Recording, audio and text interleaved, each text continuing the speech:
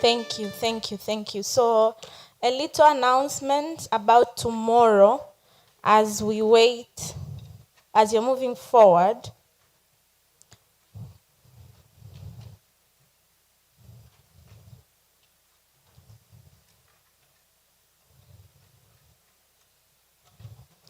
So, tomorrow is going to be a huge day, and we would like you to come with your friend and invite other people. We are going to have a presence of our good government with His Excellency the Prime Minister, restructure the wheel to the achievement of $1 trillion economy. So we would like to have you all in huge numbers here. Thank you. So for the next session, we're going to have a panel discussion around exploring legal frameworks and venture capital and private equity with a keynote address from Advocate Harry Mbiro. Harry believes that law as a profession is mostly based on tradition. He says Tanzania, the tradition is not only slow, but also conservative. At Breakthrough Attorney, they are building a modern-day competitive legal practice with an array of lawyers covering a multitude of law practice areas. The main aim being assurance that clients are represented, advised accordingly and seamlessly. Harry sits as a board member also in several entities, including Breakthrough Technologies Africa Limited, Alliance Francaise PMI, Tanzania chapter, and many others. He's interested in innovation, startups, capital mobility, infrastructure, creative sector, and everything charity. So karibu sana Mr. Harry for a keynote speech. A round of applause for him as he comes forward.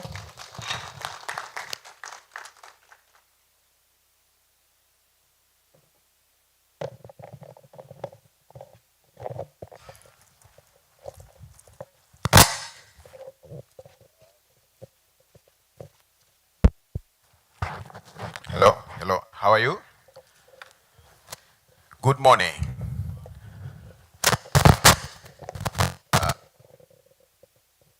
I am tasked with a very mammoth task of spending 20 minutes, right?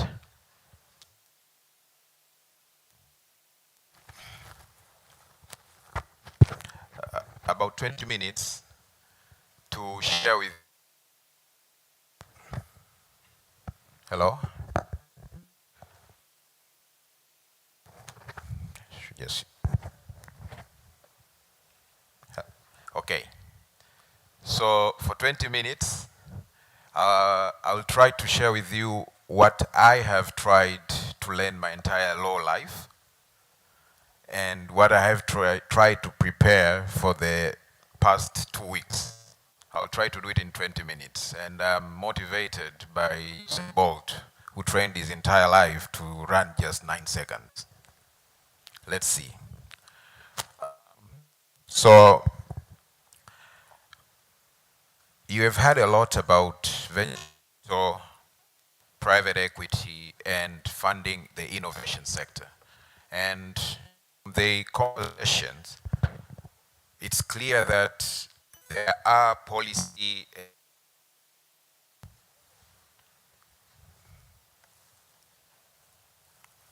Just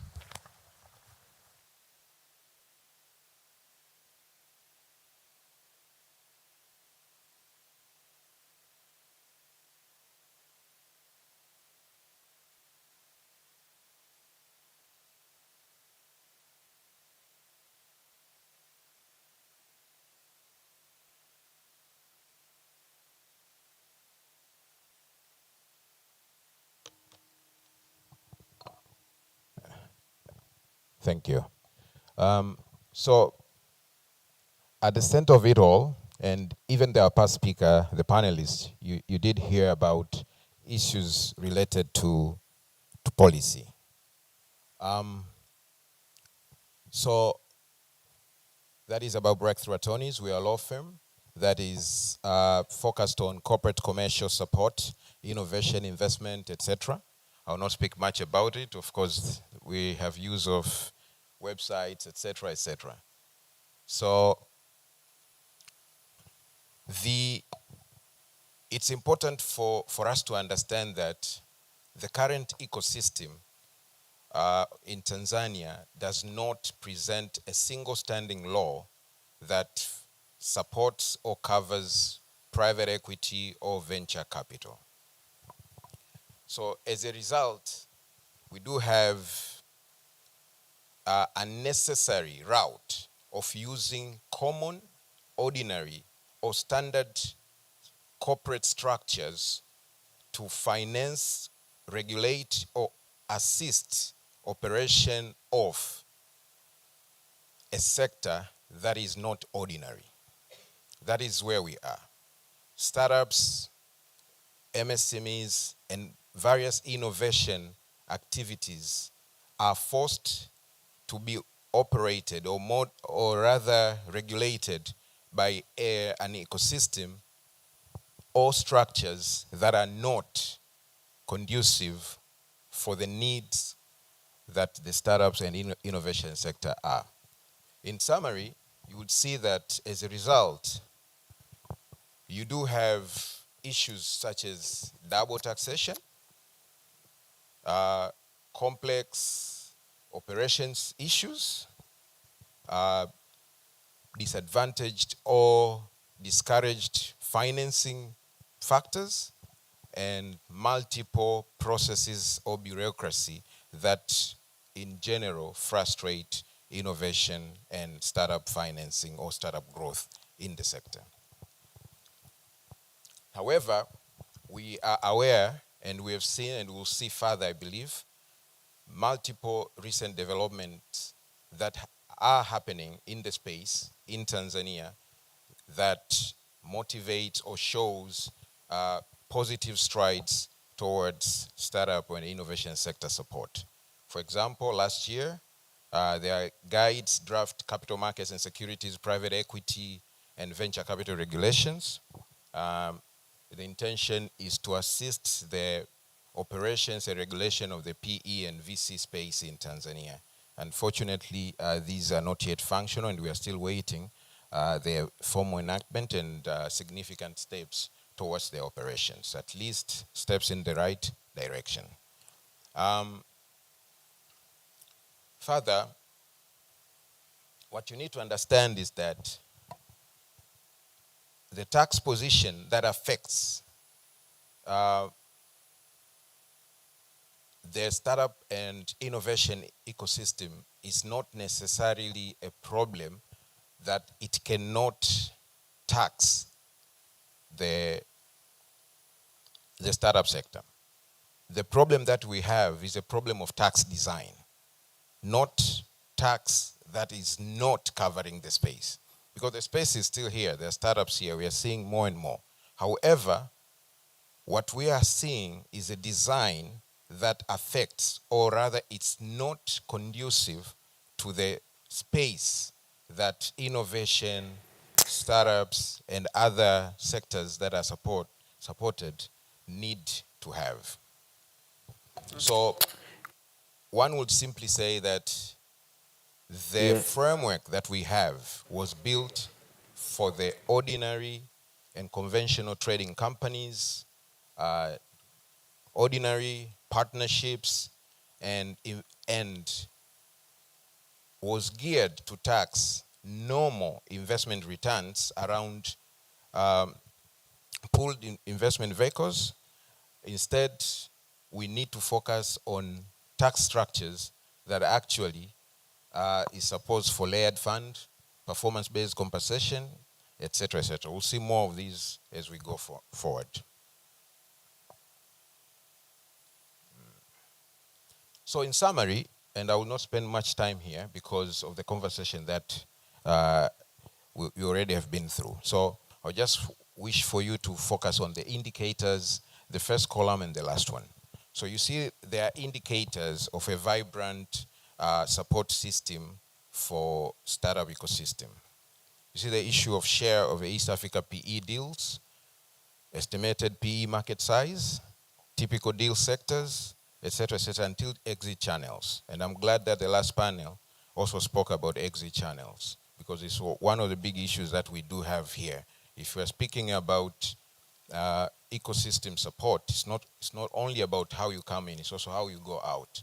And we'll also see at what level that you do have a problem of investors coming in if you have challenges coming in or making a market exit. So if you look at the last column, you'd see that where we are practically with regards to all of those indicators. We are a minor destination compared to Kenya and other regional players. I'm glad that our friend Salum already in his presentation covered the numbers on this side clearly. Secondly, market exits is still underdeveloped and relative to economic size.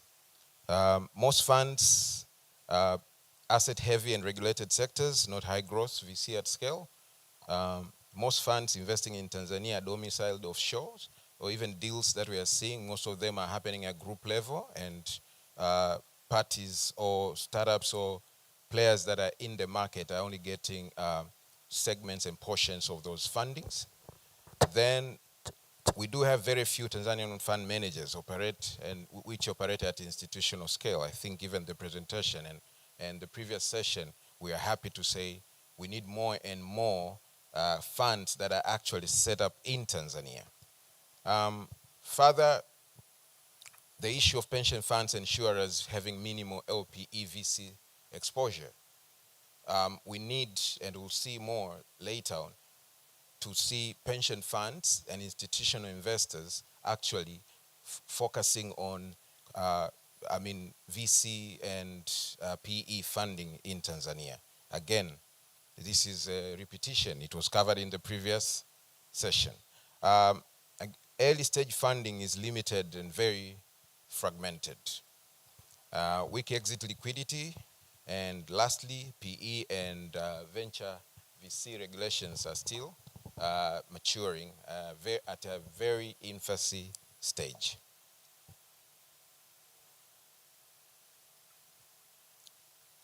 Now,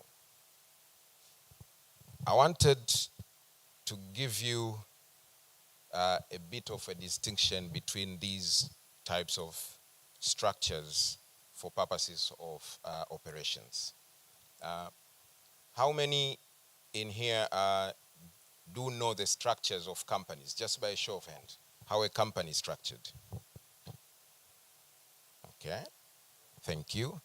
How many know how partnerships, general partnerships are structured? Good.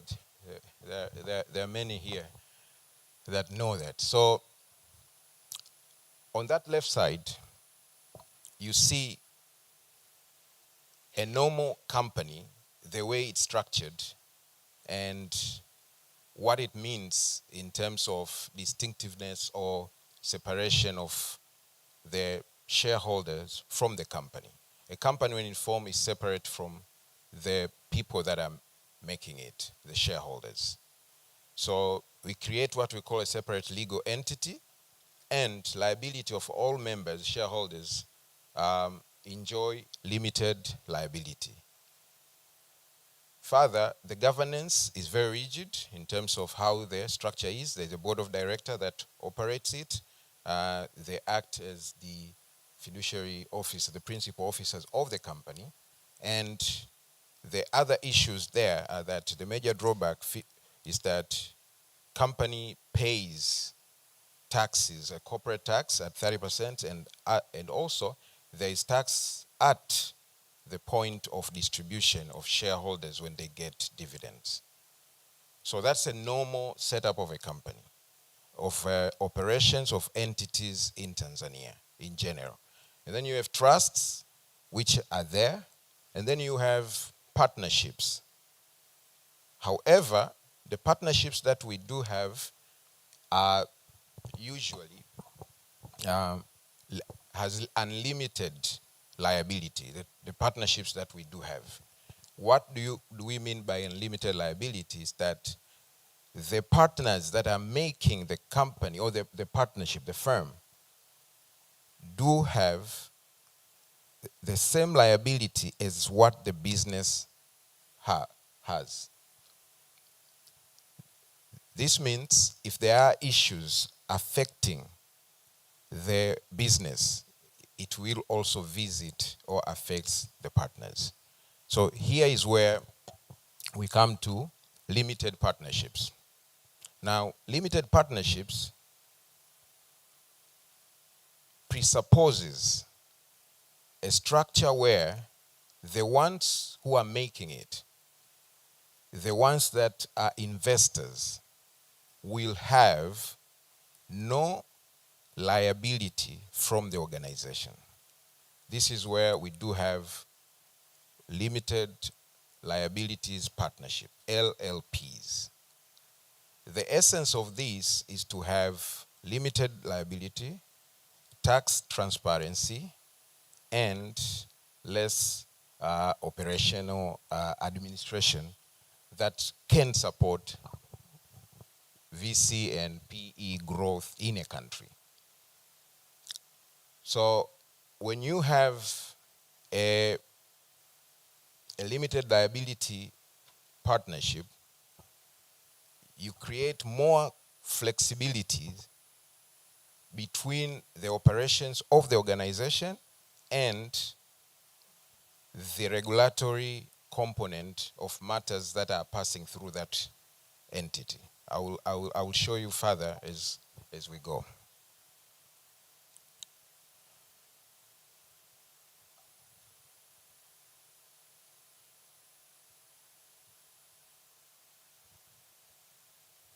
So limited partnerships are a global backbone of private investment industry due to its advantages.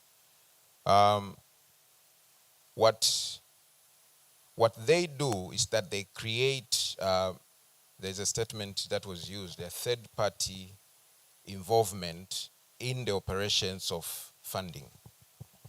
They create a passive and institutional funds that can pass through them without normal regulatory bottlenecks that are involved with the companies.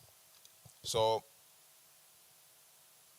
the advantages of them include tax neutrality, whereby these entities are seen as not operating in themselves or profit making in themselves, but rather pass through for profit generation between third parties and companies which are invested into, the likes of startups, innovation, etc.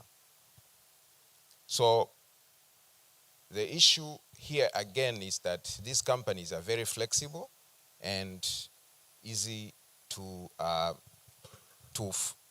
facilitate investment.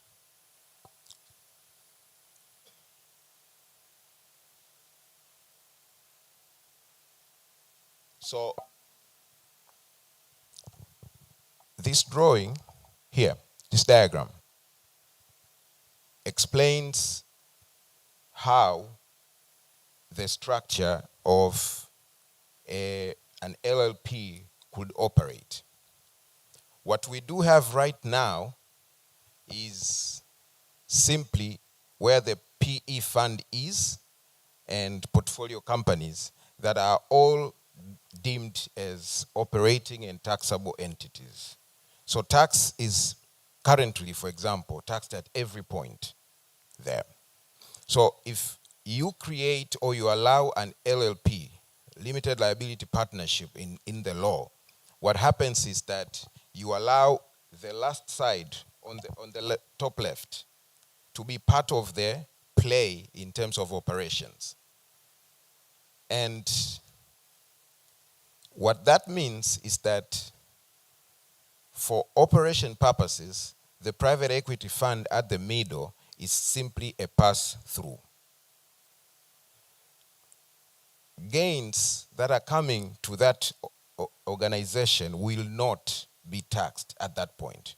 Right now, gains will be taxed at every point. And if there are shareholder investors now, the institutionals, the family offices, your likes of DFIs, etc., at that corner, right now, under Tanzanian law, they're being taxed as a corporate tax at 30%.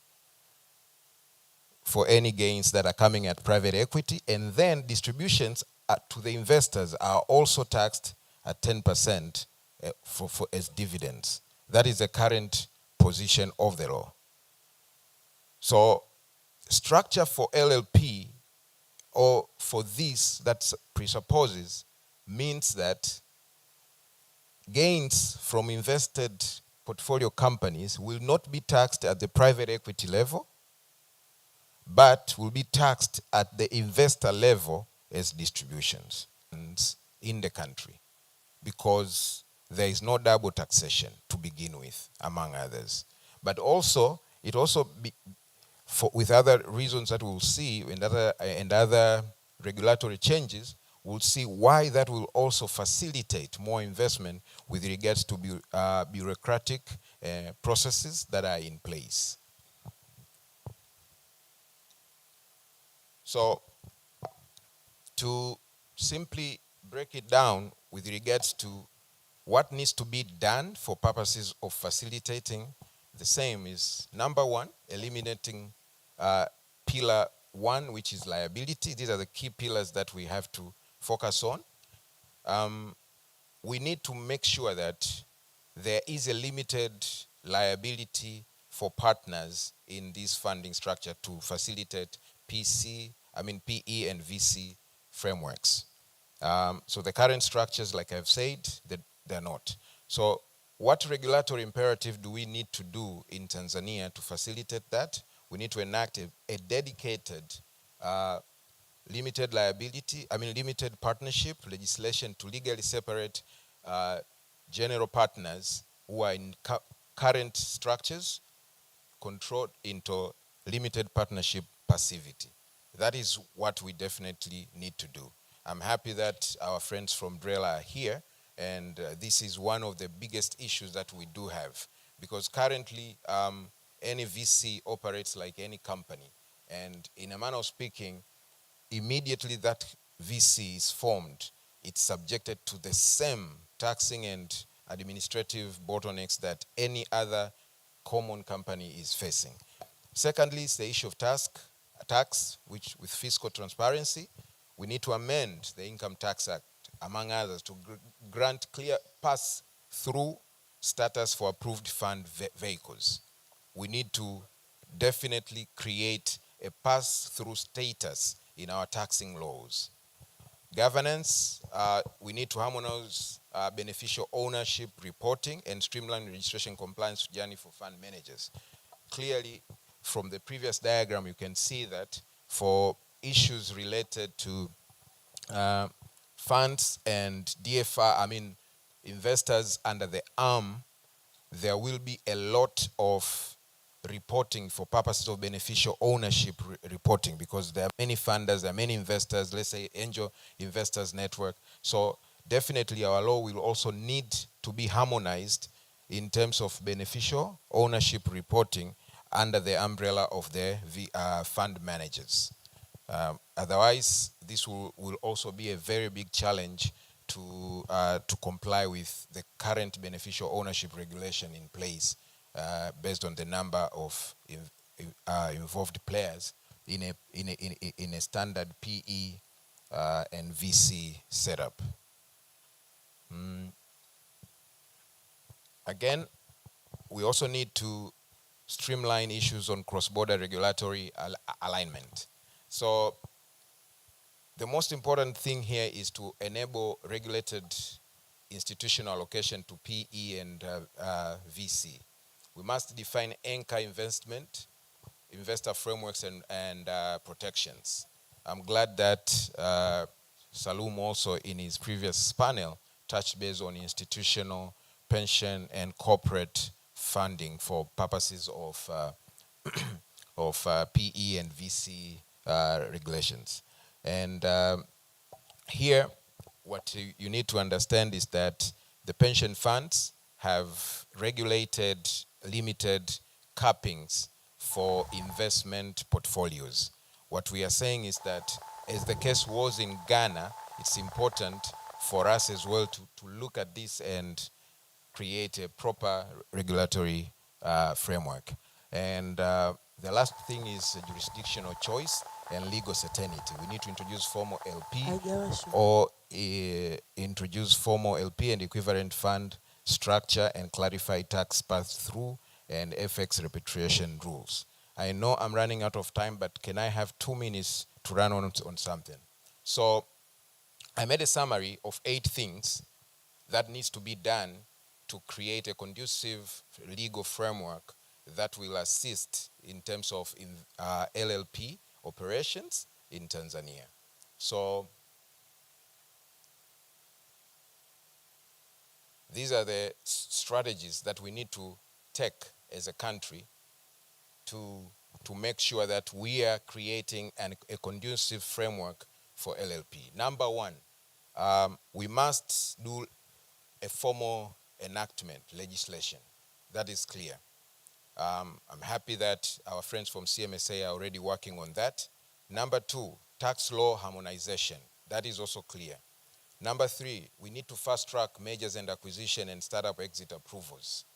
This is a bottleneck. So I say the first issue is the structure, the company, how to set up LLP. The second issue is tax. But third, we do have a problem with mergers and acquisition approvals and exits. Last year, I think early this year, we had one of our clients, and they were just receiving a funding from a group level. And this funding was actually held up for 9 months because of a merger and acquisition approval. So imagine a VC waiting for 8 months sitting with the money. And this was around $18 million. And the company, in a manner of speaking, this should not be a merger at all. But we do have those problems that we have in place. So this is another area that we definitely need to fast track. The other one is we must create a VC and fund regulatory sandbox.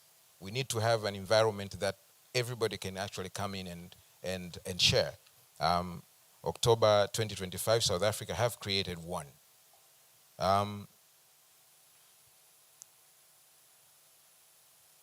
Number 5, streamlined compliance. Egypt has created a functional general authority for investment, GAFI. It's a one-stop investment center that allows mergers and acquisition exits. They clear faster than most African peers. And again, foreign exchange exit and repatriation certainty. It's easy to be here, but it's easy to go out. How do you go out? How much can you take out? In what currency, etc. And again, these issues are case by case. So now the Egypt GAFI it does this on a one-stop basis and not case by case. So this is also something that can also fast track the process in general. And again, we must have VC and alternative investment funds. It was also spoken in the previous session, not only about VC or PE, but we must also look at what else is there. Can we set these up?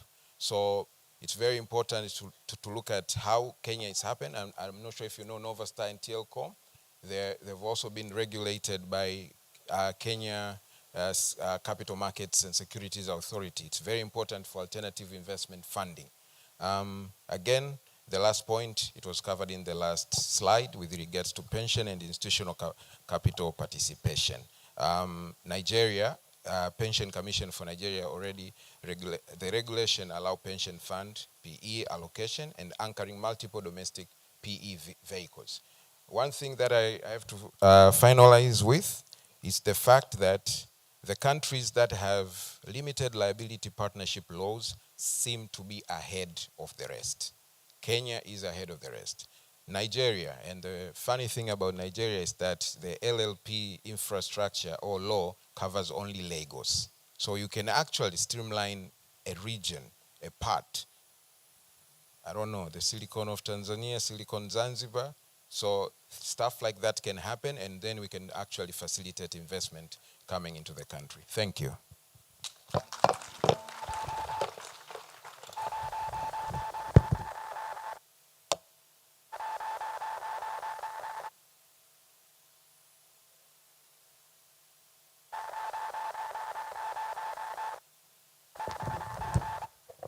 Good morning. Good morning once again. My apologies, ninashindana na teknolojia, lakini mshindi lazima apatikane.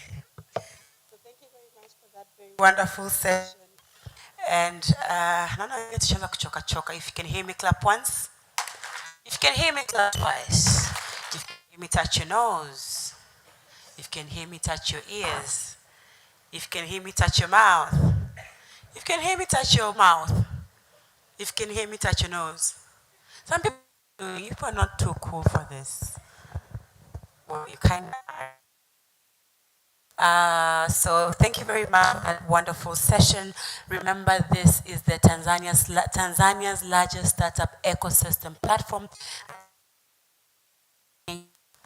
and growing our networks in this startup week.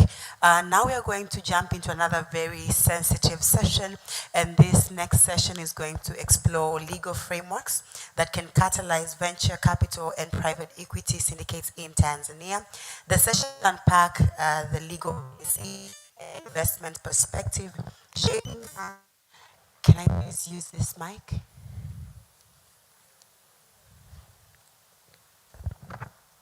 Thank you very much. Yes, this is more lively, yeah? Amazing. All right. So this discussion aims to clarify implementation challenges and align regulatory priorities and strengthen Tanzania competitiveness as an investment destination. So I'm very excited to bring up the next speaker because when I was looking at her bio, I was like, wow. She's doing amazing. So she's an accomplished senior lawyer with a record of achievement in corporate and commercial law, combined with success over a decade of experience in hey, how will you know I'm from Bukoba? L and R just don't meet in between. Regulatory matters experience and high experience encompasses delivering quality oversight on financial sector with various specialist skills. Let's put our hands together as I bring up on stage the Director of Legal Affairs and Enforcement, Miss Adela Kale. Makofi kwake tafadhali.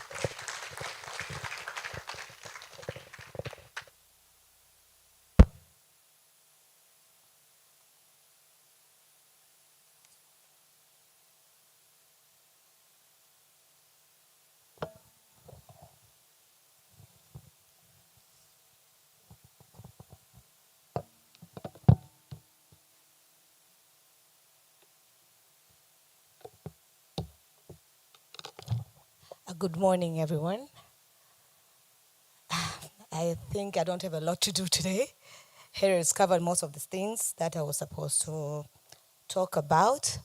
As introduced, my name is Adela Kale. I work for Capital Market and Securities Authority. I know we're an interested party today, a very good interested party, and we are happy to be here with you today. My presentation is just going to cover on what we have on the regulatory framework for venture capital and registrations of funds. At the moment, we, as the previous presenter said before, so far we have the draft regulations. We don't have the actual enacted promulgated regulations. So we do have the draft regulations. Zimefika juu kidogo. We expect that they will be published later this year, if not early next year.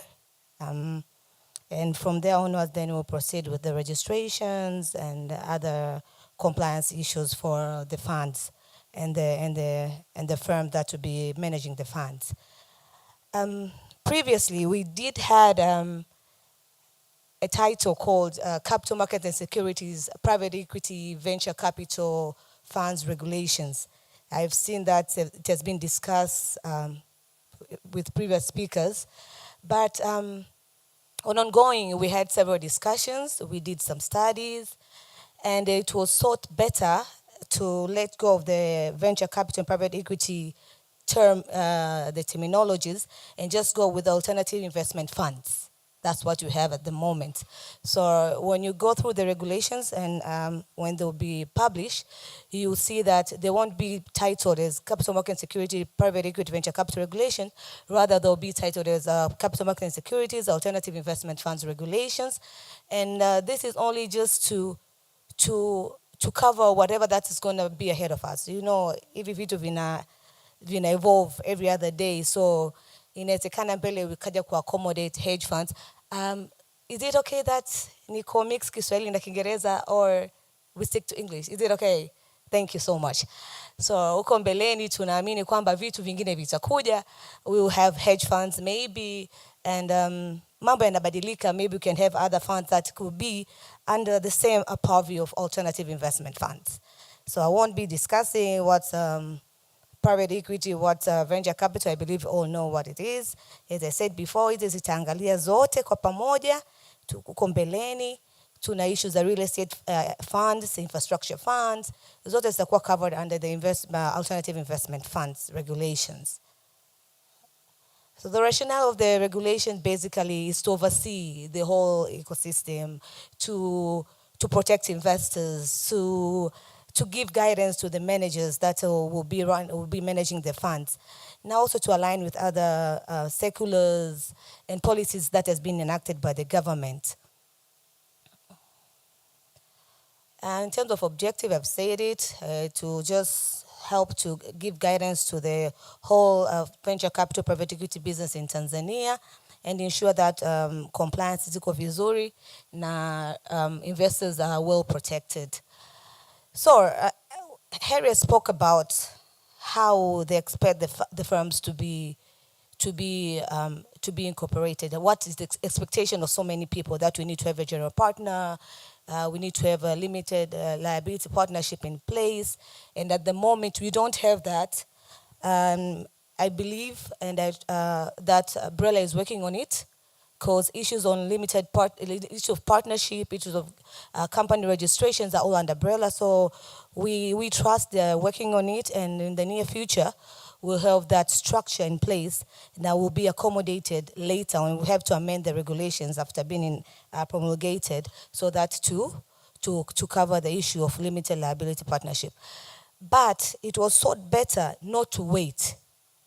We can use whatever that we have on the ground just to get started with the venture capital and private equity business in Tanzania. So after many discussions, we thought it was better to use what we have at the moment in capital markets. We have fund managers. But those fund managers, since we don't have that structure that has been discussed with several speakers, we thought better to use what we are using in terms of licensing fund managers. How do we register them? So basically, at the moment, we do register fund managers. I know many you've heard of UTT, you've heard of Tumishi Housing, they're all fund managers, they're running funds. So we thought it was better to use the same structure.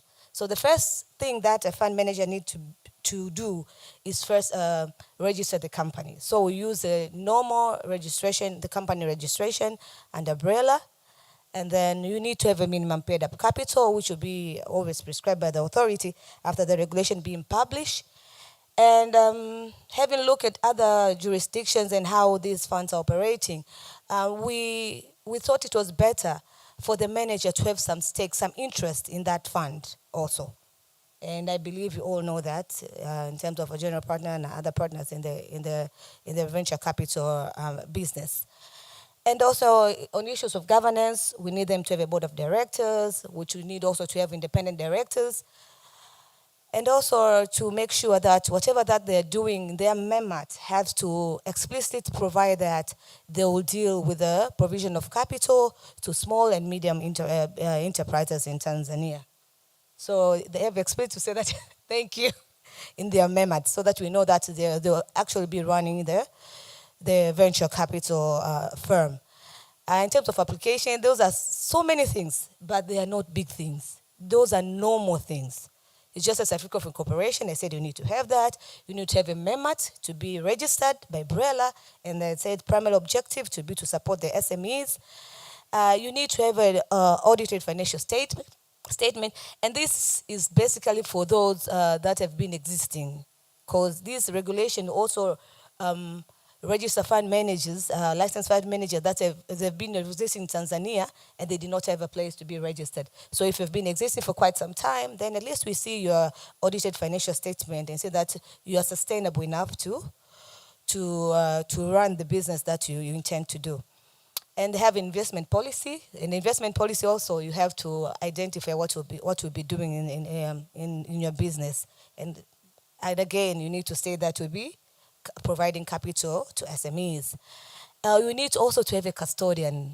You need to have a custodian. A custodian is it's just a bank. Tunasemaga ni mtunza dhamana, ni mtunza fedha tu. It's just a bank. You need to have a certain custodian. We want to see that you don't operate through MNOs. We want to see yani uko kwenye mfumo unaojielewa. Kwa hiyo you need to have a custodian. And the custodian is a commercial bank. They are licensed. There's so many of them. There are like 7. The normal banks, NMB, Stanbic, CRDB, the normal ones. So it's not something big. And also a declaration of the directors. And also, at least we see that you did approach some people. You want to run a business. You did approach some people. Do you have investors? At least 2 or 3, even 1. We need to see that you did approach some investors. There will also be some fees. Not so much. You should not worry. We tuko hapa kuendeleza soko. So we just said the prescribed fee, and it will be, this matter will be tabled to the stakeholders also. We'll agree with that. But sio kubwa, ni kadogo to just to facilitate the whole application procedure. In terms of evaluation, normal evaluation, we just look upon your submissions, and it's going to take maximum 45 days. Hii ni charter tu tumetumia kwetu, but it can be even 2 weeks, it can be 1 week. The only thing inakuja kuleta tatizo during licensing, during registration of funds, the compliance issues. I tell you to do this, you take 2 weeks, 3 weeks. You bring your document, you want to be out by tomorrow. So it's just compliance issues. If you comply with everything, then it takes less than 14 days to be licensed. And then you also will be given conditions, terms and conditions on how to operate. And basically, the terms and conditions will become from the regulation that will be published already. After that, you'll be licensed. And when you're licensed, then you can proceed now with managing the fund. And also, after licensing, there are some changes that you can be done. Maybe shareholder anatoka, anakuja mwingine. Those kind of changes, then you have also to notify the authority. There are several obligations of fund manager, and this is just to ensure that the fund is sustainable, the manager is sustainable, the investors are protected. So hizi obligation ni za kila siku.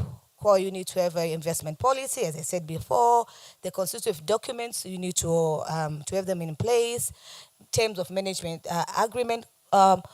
Because you're running a fund, obviously you must have terms. Fees, how you're going to charge the investors. Ile ni kazi.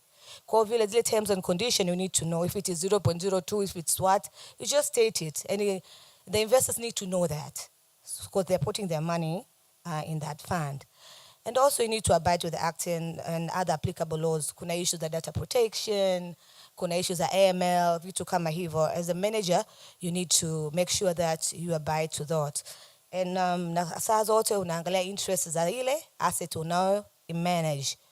These are other obligations. And sio ngumu, ni day to day. You take a sufficient risk management system and controls. We all know everyone runs a firm here, I believe. So you need to have that in place. You need to make sure that investors are well protected. You need to make sure that you find evaluation investment at least annually, and you report in your annual report after conducting the evaluation. Issue of disclosing to the investors any material nanili changes. Issue of prepare interim financial statement. Sio kitu kigumu. I believe any disclosure. When you talk about capital market, you talk about disclosure-based a system. You need to make sure that all time investors are well informed whatever that is going on in whatever that they've invested in the fund. and in the company, they have to make sure that they are well informed. And also you need to abide to the AML CFT regulations. It's known worldwide. And there are situations that the fund manager license can be revoked by the authority. Hii inakuwa to the extreme, lakini not all times. Kuna vitu vingine you can reprimand, you can suspend, depends na extent ya tatizo liloko katika operations of fund managers. So there are situations that this license can be revoked when you fail to comply with the condition of the license, when you fail to comply with the directives of the authority. Maybe you're supposed to submit this, you did not submit. It can be suspended. If the situation gets worse, then the license can be revoked. There's also issue of when you want to revoke the license, when you want the license to be revoked by yourself, you can decide to close down the business. Then in that situation, also the license will be revoked. And also another thing, when you fail to act in the best interests of the investors, you need to act in honestly and fair at all times. That investor anayekuja lazima uhakikishe kila kitu unachomfanyia kiwe kwenye ile misingi ambayo mmekubaliana. So now we're going to talk about the funds that you're going to, the fund manager is going to manage. So basically the fund have to be authorized by the authority, CMSA. That is CMSA. That is the structure that we have in place, the draft regulation that we have in place. And also the fund has to have a manager. Okay. The fund has to have a manager and a custodian. I've said it before. And those two have to be independent of each other. In terms of allocations, mainly we expect that this fund will be investing in unlisted securities of startup, pre-seed, emerging, or early stage companies. So basically, we intend that this fund to be investing in unlisted securities. And if it happens, there are some thresholds that have been provided in the regulations. If it happens that there are some funds that have been unallocated, then there's a threshold that has been set, a very minimum threshold that the fund can be invested maybe in money markets, prior waiting to be invested in prior waiting to be invested in the unlisted security, then can be invested in other areas. But mostly we encourage money market because it's a short-term investment, so you can retrieve the fund the fastest way you can get. And also clear disclose in the information memorandum that minimum liability of investors is limited to the investment in the fund. I know Harry has spoken a lot about the limited liability partnership. So since we don't have that in place, we kept in the regulation that it is explicitly provided that the liability of the investors is limited to the investment, just to protect the investors at the moment while we wait for the structure that has been proposed. In terms of valuation, there are some provision on how valuation is going to be conducted. We expect to follow the international best practices, because depending on the business that will be funded by the firm. I think this is not working. Oh. Okay, and other issues just on continuous obligations that need to be observed by the manager in terms of reporting requirements. You need to report quarterly and need to prepare annual reports, and this will also be submitted to the investors. In terms of those, I've talked about the funds that have been operating, they've not been licensed, then they need to license and license the manager and also register the funds within 12 months after the commencement of the regulations. So if it's next year, then 12 months from next year, then they need to make sure that they register the funds. And also observe the issue of sustainability requirements. We all know that is what's going on all over the world. And there are prohibitions that the manager shall not do. The normal prohibition. Huwezi kuinvest kwenye kampuni ambayo wewe ni manager, then uenda kuinvest kwenye startup au SME ambayo ni ya kwako tena wewe mwenyewe. So those are some prohibition ambazo zimeweka, or associated person to you. I think I'm running out of time, but then we need to do the normal verification of the funds. Mtu akileta investor lazima ufanye due diligence, ujue hela zimetoka wapi. These are AML issues, I've addressed them before, so they're very straightforward. There are sanctions that can be done So I said before, in terms of reprimand, suspension, those are the normal sanctions, those are administrative sanctions that can be done. And ikienda kwenye extent kubwa, then it can be revoked. But upon revoking the license of the manager, some procedure will be followed to ensure that the invested assets are protected. Ambazo ziko managed under that manager or the firm that ilikuwa run ile fund. So as my final note, I'll just say that together we can build a more effective, collaborative and competitive VCP ecosystem Tanzania. Kwa hiyo karibuni sana CMSA.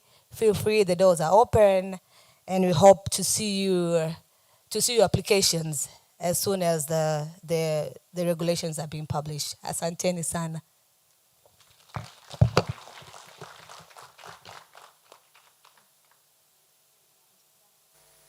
Let's put our hands together one more time for Ms. Adela Kaale. Thank you very, very much for that very informative session. Kidogo nimejihisi kama nilikuwa darasani.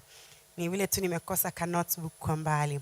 Now we are going to go direct into a panel session.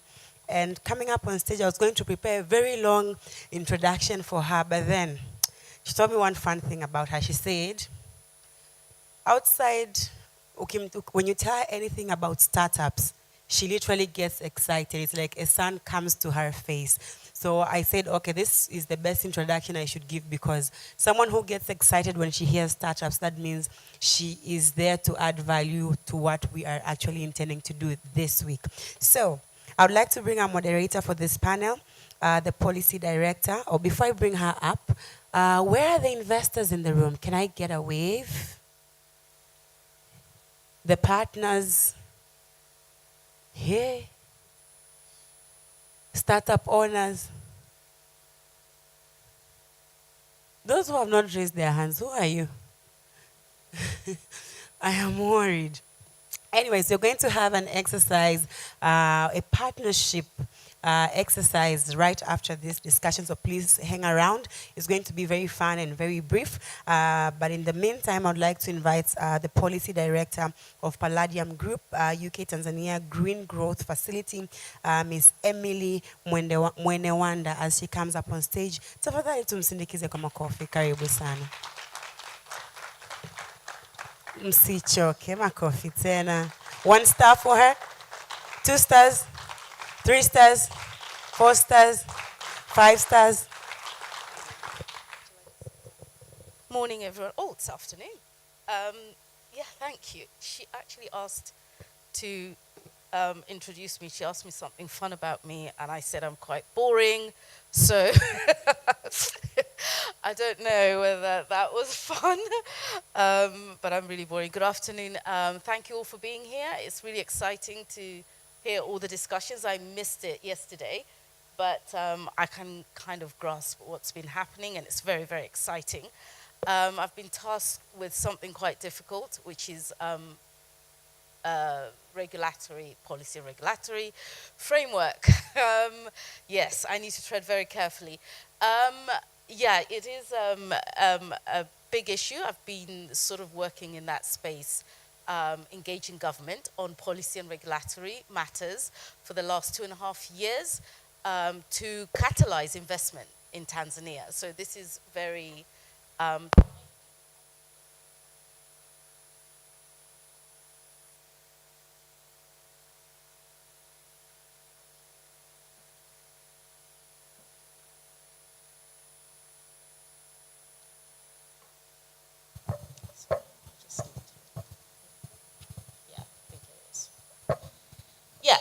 yeah, much better. So this is incredibly timely, and obviously as we try and implement the TDV 2050, which I've been engaging with the Planning Commission, it just seems to be very appropriate to have this discussion now. I just wish we had a little bit more of government in the audience. They can get a sense of what needs to be done. But firstly, I know we're pressed for time, so I'll be very quick. If I can just bring onto the stage Nico Kajaya, sorry, and he's the CEO of Tree. So do come up. Thank you.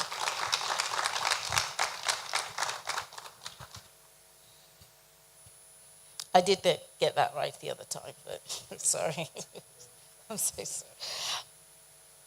Is that on? Yeah. It is? Is it? Yeah. Yeah, all right. Okay. So, thank you. And maybe you could just do an introduction of yourself and your company, and then we can get cracking.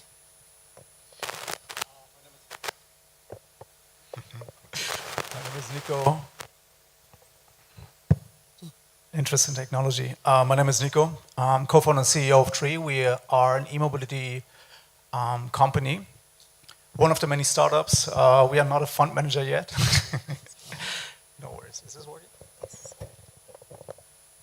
All right. Yes. We started in Tanzania around 4 years ago. We deliberately chose Tanzania as our starting market at the time.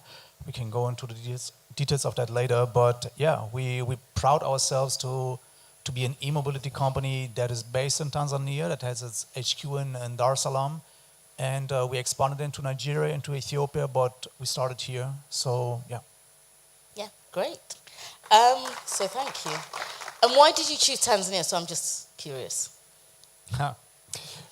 Well, data. It's really data, and it was a long scorecard, which had a number of variables in it.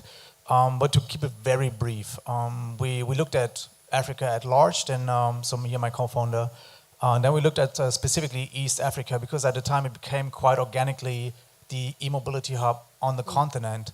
And what we've realized is that a number of factors that were important to us, Tanzania beat all of the other markets by a far margin. One of them was we needed a port because we wanted to have control over the logistics. So that narrows us down to Djibouti, Mombasa, and Dar es Salaam. Now, if you look at the actual continent, we have a fragmented market, meaning that expanding across a fragmented market, you need to be very careful what is your go-to market, because it in and of itself needs to be big enough. Now, what is size, right? For us in the mobility space, we are looking at the number of urban centers. At the time, Tanzania had over 20 cities with at least 100,000 people. 100,000 people usually is kind of a threshold where mobility needs are changing. Massive population growth over the last 10 years. Tanzania grew by 30% in population. Very low motorization rates, so how many vehicles do we actually have? So what we then saw is there's a positive correlation between the population growth, the urban centers, and that need for transport, but an unserved market when it comes to mobility. And then obviously the electricity cost versus fuel cost, highest spread between these two cost factors and the EAC. We could go on and on and on, but I'm just giving you a high-level understanding of how we assess the market opportunity, and to us it was just a no-brainer. And by the way, that was during a time where people looked a bit differently at Tanzania. It's slowly changing, but at the time it was a very unpopular decision that was highly challenged by investors. So shout out to our investors that believed in us. Great. So, yeah. Great. I mean, I always find it really interesting that even in the context of not having a very clear regulatory environment, people still do flock to Tanzania. So maybe talk to us about how you were building the company, what challenges you had, and what would you see as a fit for purpose regulatory environment that would attract investors from your experience? Right. Well, let me talk about the challenges. Not only the ones that we had, but the ones that we're still having. And I think this is true for pretty much any startup that is trying to raise capital. Because, if you look at the reality of things, we had just 2 presentations or 2 keynotes on fund managers. We don't really have funds in Tanzania, right? So by definition, you're raising from abroad.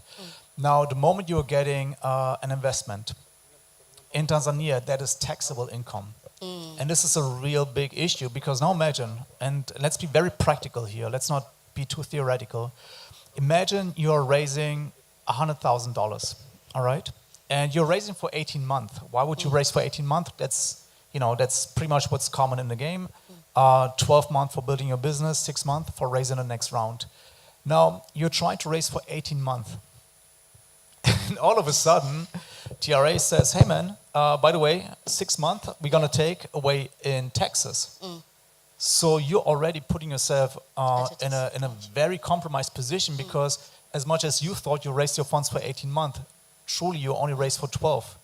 And there's no buffer in between. So that is one issue. And what it does is that you now, if you want to circumvent that, you either go for grants. That's what a lot of startups are doing. Or you actually go for incorporating a company outside of Tanzania, right? And that's a problem, because now you have double taxations, as we discussed earlier. You have now the issue that you have to run your books and you have to be audited on your Tanzanian entity. Now you have to be audited on wherever you have your other entity, be it Mauritius, be it somewhere in the US, be it in Europe. And you find yourself being busy with a lot of administrative work that you never signed up for in the first place. You just want to build a product. You just want to solve a problem. So red tape, essentially. And needs to be that's red reduced. tape. You're just like, hey, Yeah. this is not really helpful. Yeah, Right? Yeah, it's definitely one of the areas that I'm not sure if I'm allowed to say this, I'll get into trouble. The President's Office for Planning and Investment are looking at, and it is something I believe they want to table in the next cabinet, probably, to Right. improve tax incentives and business environment. So, look, I think what, and to be honest, I would think it's fairly natural. What Tanzania is doing is it's trying to increase the taxpayer base, right? Yeah. So as long as you don't really have a big taxpayer base, you need to